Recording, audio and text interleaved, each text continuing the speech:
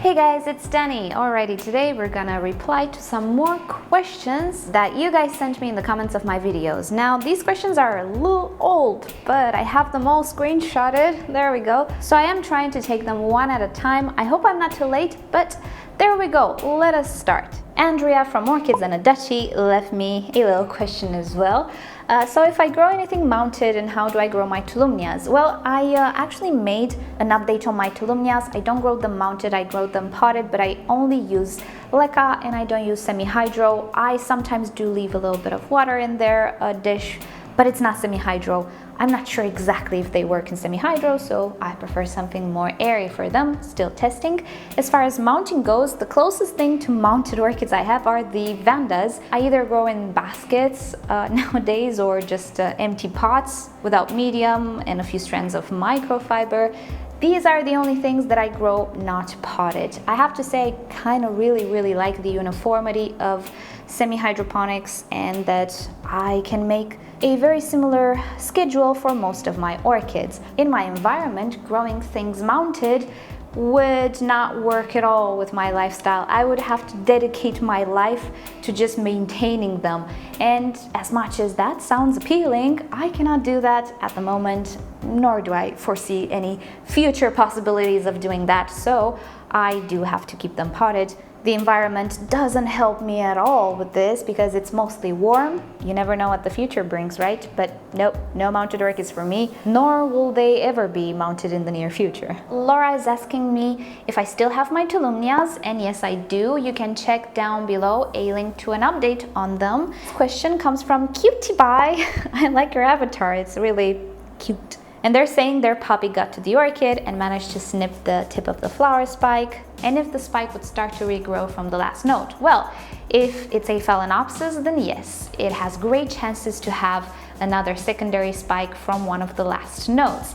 If it's practically any other orchid, not so much. Even with Oncidiums, which can branch out, they only can branch out from the top part, not the low part. The low part has no, let's say, extra growth points, none that I saw. So 2 inches doesn't sound like enough, unless it's a twinkle or something. But if it's a big Oncidium, I don't think so. If it's a Vanda, nope, they never branch out, the typical Vandas at least.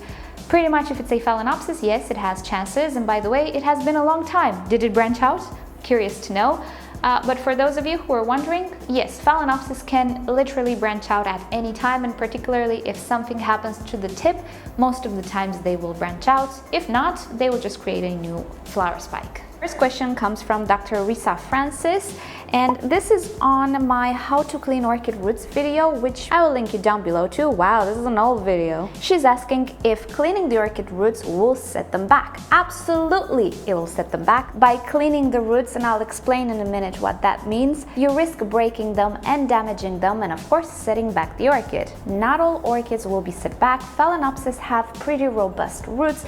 They will rarely get set back unless they already have an issue like root rot. If they're healthy though, it's really hard to set it back through damaging the root system. However, things like Oncidiums and very fine-rooted orchids, they almost always get damaged at repottings. And to refer a bit to the clean aspect of things, I was referring there to removing as much of the old medium as possible, even the one that is stuck on the roots and is decomposing, and also spraying hydrogen peroxide 3% on the root system to eliminate bush snails, which some of you might know have been my nemesis in my first year of growing orchids properly. And it took me a while and quite a few attempts, but I know how to control them now. So the bottom line is you kind of have to choose between two evils. One, letting decomposing medium or snails damaging the roots to the point of actually risking the orchid's life, or you damaging the roots by removing that old medium and the bush snails and setting the orchid back. I always prefer the latter because I know from experience bush snails are not so merciful.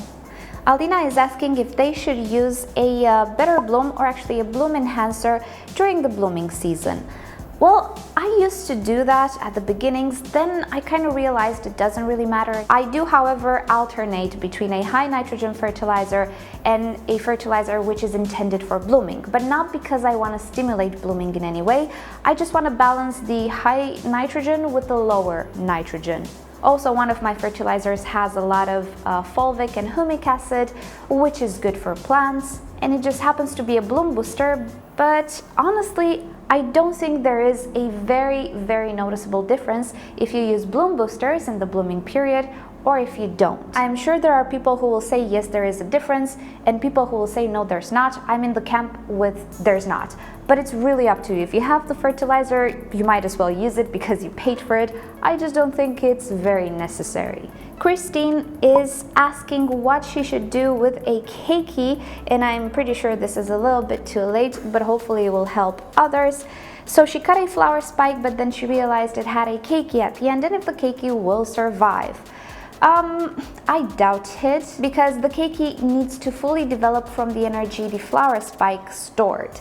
And sometimes it's not enough. If the keiki has some roots, then it might work. If you prepare a little dish with some sphagnum moss and just maintain that sphagnum moss very lightly packed, very airy, but moist at the same time, just place that keiki with a bit of the stem, just leave a bit of the stem, it might pull some energy from the stem. Leave it in that dish with sphagnum moss. The little roots will start to absorb some moisture and the keiki might have a chance.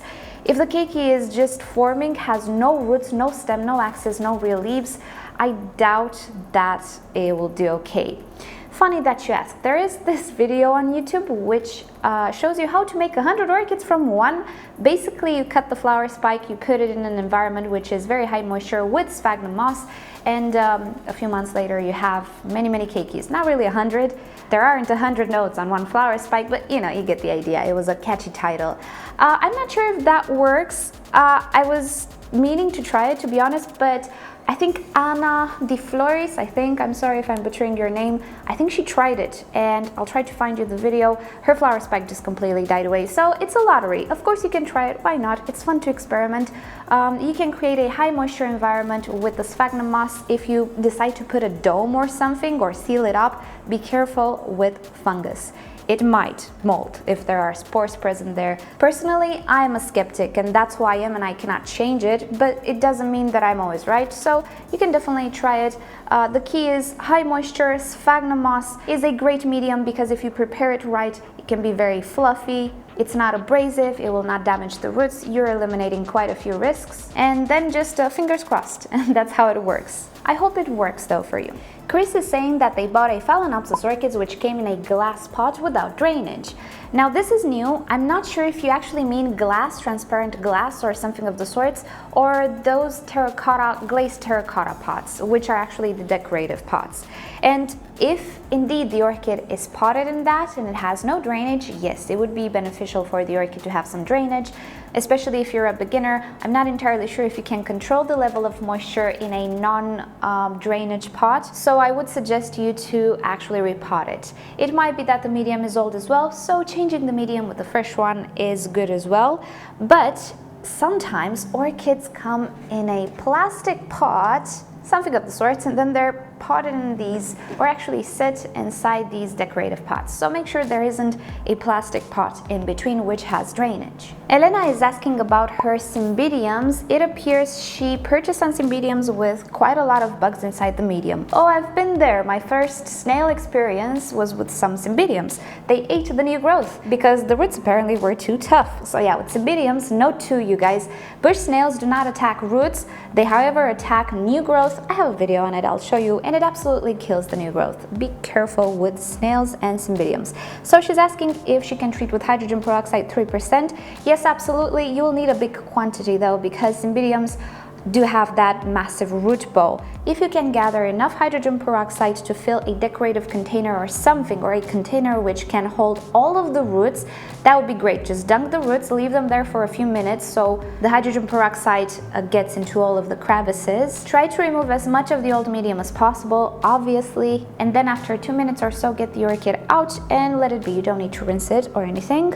If you spray in between the leaves, how not to rot pseudobulbs? Well, if you have issues with roots, you don't spray in between the leaves. You do spray in between the pseudobulbs, but only at the base. If you, however, have other issues that you are concerned, like mealybugs or anything, that's tricky. You kind of need to spray everything. But to dry it all off very well, you can put the orchid in front of a fan. Don't worry, it's not gonna suffer. They actually like the ventilation. As long as the air is not very cold or very hot, everything should be okay. And with air movement, water will evaporate faster. If you use soap, which is a surfactant, it will evaporate even faster because soap eliminates surface tension. And I do have an experiment on that as well. Check it down below. It was quite fun. But as I was saying, that is if you have external parasites, something that doesn't live in the soil. And also, should you repot in bark until spring when you will transfer it to semi-hydro? No, absolutely not. If you want to put them in semi-hydro, do it now, not in the spring.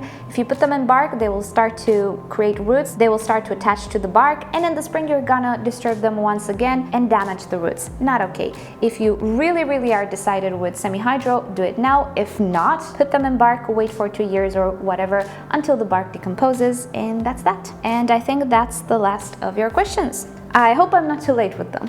Alrighty guys, thank you so much for watching this video. Hope you've enjoyed it. Tomorrow we're gonna do the fertilizing in semi-hydro. It's a pretty laborious subject and I just wanted to take a little break and do something else, just so we don't get bored with semi-hydro. So tomorrow we're gonna do that. And you know the drill. If you've enjoyed this video, give it a thumbs up. If you hate it, give it a thumbs down. Subscribe to my channel for regular orchid videos. And don't forget to turn on notifications so you never miss a video. And with that said, I'll see you all next time. Bye!